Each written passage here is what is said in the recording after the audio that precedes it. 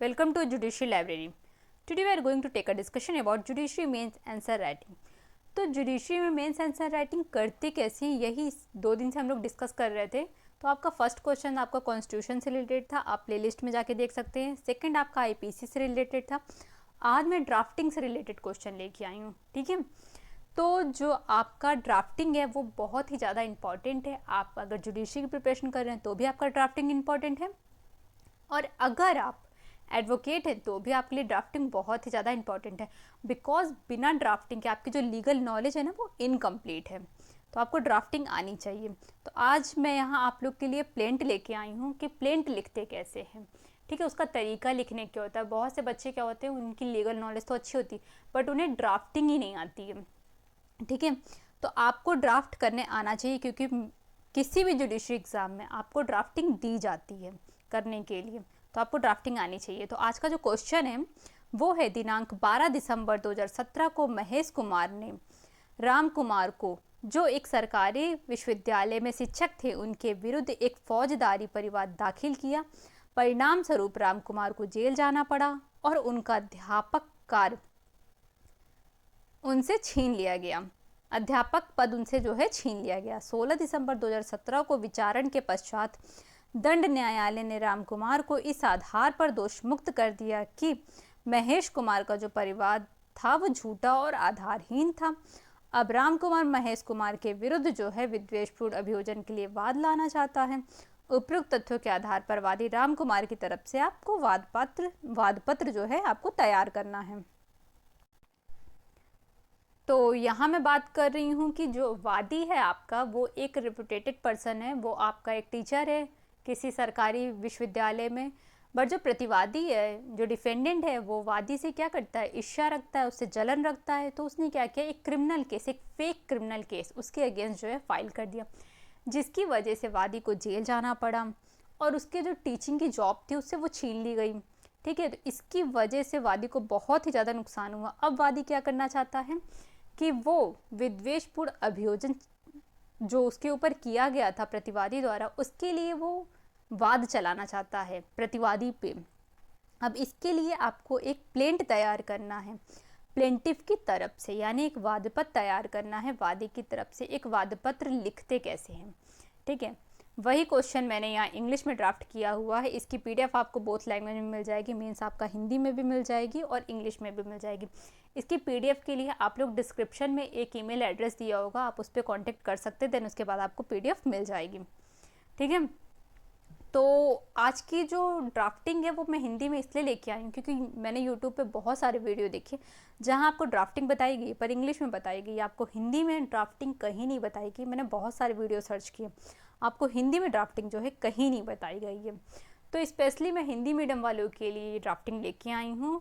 और मुझसे किसी ने पूछा था क्या हिंदी मीडियम वालों का सिलेक्शन होता है, तो देखिए यहाँ मैं आपको बता दूँ, सिलेक्शन किसी मीडियम का नहीं होना है, सिलेक्शन आपकी नॉलेज का होना है, ठीक है। आप अपनी नॉलेज बेस्ट रखिए, आपका मीडियम कोई भी हो। हिंदी मीडियम वालों को इंग्लिश में प्रॉब्लम होती है और इंग्लिश मीडियम वालों को हिंदी में होती है। बट मैं कहूँगी जो आपकी बेयर एक्ट होती है वो बोथ लैंग्वेज में होती है। कोशिश करिए आप जो कंटेंट है वो बोथ लैंग्वेज में पढ़िए, बिकॉज अगर आप किसी भी चीज़ को बोथ लैंग्वेज में नहीं पढ़ेंगे, उसको ट्रांसलेट करके नहीं पढ़ेंगे, अपने ट्रांसलेशन स्किल को इम्प्रूव नहीं करेंगे, तो आपको कहीं ना कहीं लैंग्वेज प्रॉब्लम जुडिशरी में आपको फेस करनी पड़ेगी, ठीक है। तो ये क्वेश्चन था आपका, और इस क्वेश्चन को ड्राफ्ट कैसे करते हैं वो मैं आपको बताती हूँ।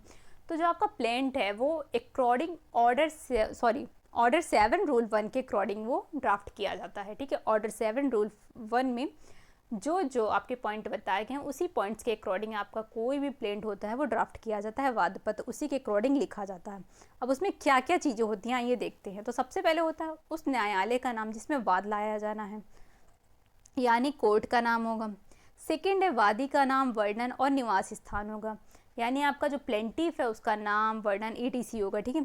थर्ड है आपका जहाँ तक अभी निश्चित किया जा सके प्रतिवादी का नाम, वर्णन और निवास स्थान। थर्ड में आपका डिफेंडेंट की बात की गई है, प्रतिवादी का नाम, निवास की बात की गई है।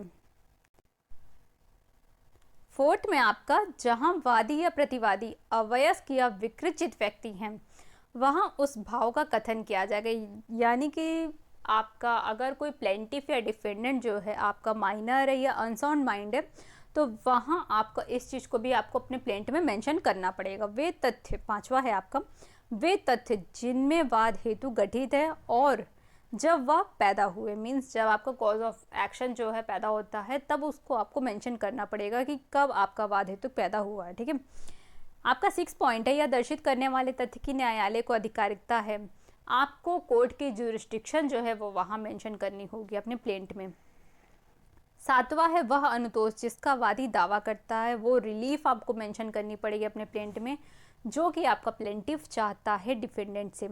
8वां है जहां वादी ने कोई मुजरा यानी सेट ऑफ अनुज्ञात किया है, यह अपने दावे का कोई भाग त्याग दिया है, वहां ऐसी अनुज्ञात की गई या त्यागी गई रकम तथा, अब 9वां पॉइंट देखिए इसका, अधिकारिकता और न्यायालय फीस के प्रयोजनों के लिए वाद की विषय वस्तु के मूल्य का ऐसा कथन उस मामले में किया जा सकता है। यानी आपका ज्यूरिस्डिक्शन, कोर्ट फीस और आपका जो विषय वस्तु का जो मूल्य है उसे भी आपको वहाँ मेंशन करना पड़ेगा। कहाँ? अपने प्लेंट में। ठीक है, तो ये था हिंदी वर्जन आपका, यही चीज़ मैंने इंग्लिश में यहाँ ड्राफ्ट किया हुआ है, आप इसको देख सकते हैं। ऑर्डर 7 रूल 1 के जो जो कंटेंट है आपके मैंने यहाँ लिखे हुए हैं, आप इसको पढ़ सकते हैं, अदरवाइज आपको ये PDF में मिल जाएगा। ठीक है, आपका अब आंसर देखते हैं। आंसर, किसी प्लेंट को आप ड्राफ्ट कैसे करते हैं। तो अगर मैं प्लेंट की बात करूँ तो प्लेंट जो है ड्राफ्ट करने से पहले आप उसके 4 पार्ट को अच्छे से जान लीजिए। इस 4 पार्ट में ही आप डिवाइड करके किसी प्लेंट को अच्छे से लिख सकते हैं। फर्स्ट है आपका हेडिंग, आप उसे हेडिंग में डिवाइड करिए, देन उसके बाद उसकी बॉडी में डिवाइड करिए, फिर उसका है आप relief and then verification. Means आपको कोई भी प्लेंट लिखने से पहले उसकी हेडिंग आपको ड्राफ्ट करनी पड़ेगी, देन उसकी बॉडी। अब उसकी बॉडी में उसमें क्या क्या आप मेंशन करेंगे, देन सारे फैक्ट जो होंगे आपका पैराग्राफ में पॉइंट वाइज सारे फैक्ट आप बॉडी में लिखेंगे। देन उसके बाद आप रिलीफ की बात करेंगे, अनुतोष की बात करेंगे, जो भी आप अनुतोष चाहते हैं, रिलीफ चाहते हैं डिफेंडेंट से। देन इसके बाद आप वेरिफिकेशन करेंगे और वो वेरिफिकेशन आपका आपके द्वारा भी होना चाहिए और आपके एडवोकेट के द्वारा भी होना चाहिए। तो ये होता है आपका एक प्लेंट ड्राफ्ट करने का तरीका। ठीक है, एंड आपका आंसर है आपका, वादी के विरुद्ध विद्वेषपूर्ण अभियोजन चलाने के वाद में क्षतिपूर्ति हेतु वादी का वाद पत्र। सिविल जज जूनियर डिवीज़न लखनऊ, वाद संख्या सन 2017, राम कुमार पुत्र श्याम कुमार, उम्र लगभग 43 वर्ष, वादी।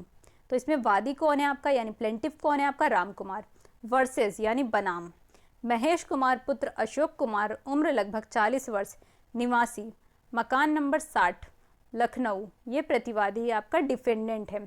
ठीक है, महेश कुमार क्या है आपका, डिफेंडेंट है जिसने उसके ऊपर केस किया था, किसके ऊपर, प्लेंटिफ के ऊपर। प्लेंटिफ कौन है आपका, राम कुमार है।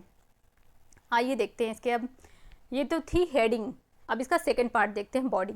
अब बॉडी में मैंने यहाँ क्या क्या मेंशन किया उसे देखिए। उक्त वादी राम राजकुमार, सॉरी यहाँ राम कुमार होना चाहिए, नाम मेंशन थोड़ा सा गलत हो गया।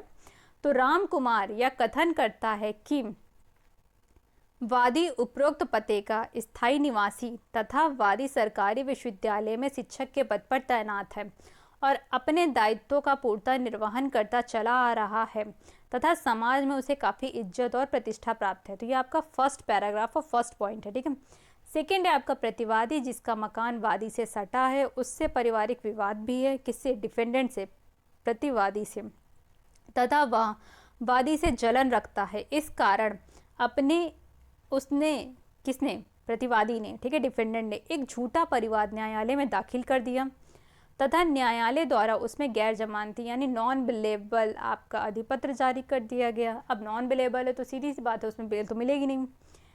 तो जब जारी किया गया तो इसी कारण वादी यानी प्लेंटिफ को 3 दिन तक आपका कारावास में रहना पड़ा, जेल में रहना पड़ा। थर्ड पॉइंट है आपका पैराग्राफ कि बाद में वादी को दोषमुक्त इस आधार पर किया गया कि प्रतिवादी द्वारा जानबूझकर झूठा मुकदमा किया गया था।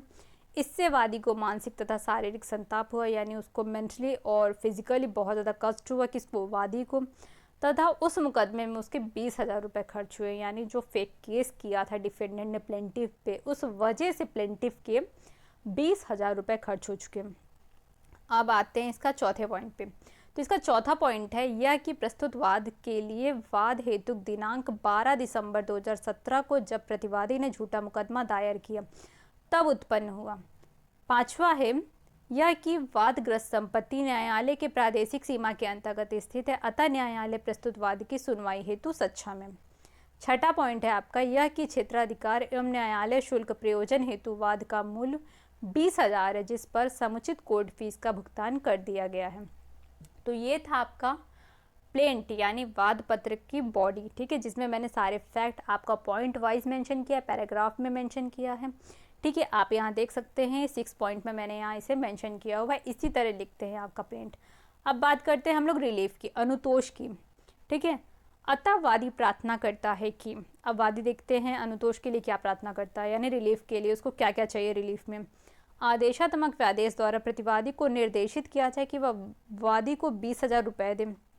सीधी सी बात है, प्लेंटिफ के यानी वादी के 20,000 रुपये केस के चक्कर में खर्चे हुए हैं तो उसे तो वो पैसे मिलने चाहिए, सीधी सी बात है। तो वो 20,000 की क्षतिपूर्ति डिफेंडेंट द्वारा की जाए। सेकंड है आपका वादी को प्रतिवादी से 5,000 रुपये मानसिक क्षतिपूर्ति दिलाई जाए, यानी जो उसे मेंटल हैरेसमेंट फेस करना पड़ा किसको, प्लेंटिफ को, तो उसके लिए डिफेंडेंट से उसे 5,000 रुपये दिलाया जाए।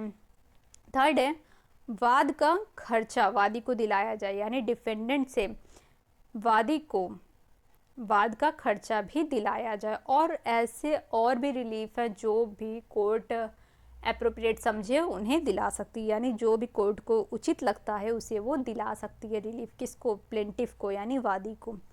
अब यहाँ जैसे ही आपका अनुतोष यानी रिलीफ कंप्लीट होता है तो आप उसके जस्ट नीचे आप दिनांक डालेंगे, जो भी दिनांक को प्लेंट लिखा जा रहा है वो, देन उसके जस्ट नीचे आप प्लेस मेंशन करेंगे एंड उसके राइट साइड, ठीक है, आप वादी का हस्ताक्षर रामकुमार वादी है, लेफ्ट साइड है।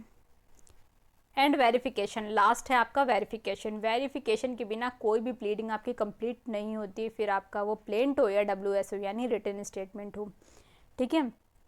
तो मैं रामकुमार उपरोक्त वादी एतद द्वारा यह सत्यापित करता हूँ कि इस वाद पत्र के पैराग्राफ 1 से 3 की अंतर वस्तु मेरे व्यक्तिगत ज्ञान में सत्य है, यानी 1 से लेकर 3 तक जो भी पॉइंट मेंशन किए गए हैं वो उसके व्यक्तिगत ज्ञान के अकॉर्डिंग सत्य हैं, किसके, प्लेंटिफ के। और पैराग्राफ 3 से 6 की अंतर वस्तुओं को प्राप्त हुई सूचना के आधार पर सत्य होने का विश्वास करता हूँ। 3 से 6 जो कि लीगल पॉइंट हैं और वो उसके एडवोकेट की नॉलेज के अकॉर्डिंग वो क्या है, सही है। मैं इस सत्यापन को आज 1 फरवरी 2018 को न्यायालय के प्रांगण में हस्ताक्षरित करता हूँ। तो ये हो गया आपका वेरिफिकेशन, ठीक है। देन उसके बाद आप वेरिफिकेशन करने के बाद आप प्लेस मेंशन करेंगे एंड देन उसके बाद डेट मेंशन करेंगे जिस दिन आप ये वेरिफिकेशन कर रहे हैं यानी सत्यापन कर रहे हैं। देन उसके बाद आप वादी का हस्ताक्षर होगा और वो एडवोकेट, जो भी एडवोकेट ये प्लेंट तैयार किए हैं, क्योंकि कोई प्लेंट तो आपका प्लेंटिफ खुद नहीं लिखेगा, किसी न किसी एडवोकेट के पास जाएगा, तो एडवोकेट का भी सिग्नेचर होगा उसमें, ठीक है। अब सेम यही चीज़ आंसर मैंने इंग्लिश में लिखा हुआ है, इसकी आप PDF ले सकते हैं आप ईमेल एड्रेस पे मैसेज करके। और अगर आप लोग के कोई क्वेश्चन होते हैं तो मुझे प्लीज़ कमेंट बॉक्स में या फिर टेलीग्राम चैनल पे ग्रुप में आप कहीं भी मैसेज करिए, देन उसके बाद मैं उसका आंसर करूँगी। और कल तो मैं लीव पे हूँ, कल आपकी करंट अफेयर की क्लास है और उसके बाद मंडे को आपका नेक्स्ट मेंस आंसर राइटिंग की क्लास होगी, ठीक है।